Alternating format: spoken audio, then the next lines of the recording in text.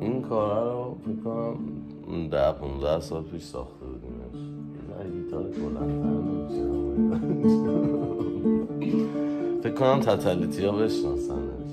خیلی باید میگه که دستات چه سرده، تا سیگار تو زیر سیگاری روژ و لبینی، تا سیگار یه مرده همه حرفات فریبه، باز دوباره توی اتاق تو پیچیده بوی عطر غریبه، اینو دلم فهمیده باز دوباره پای یه غریبه، با شده توی زندگی تو و حرفات بوی رفتن میده، اینو دلم فهمیده باز دوباره پای یه غریبه، با شده تو زندگی تو و حرفات بوی رفتن میده.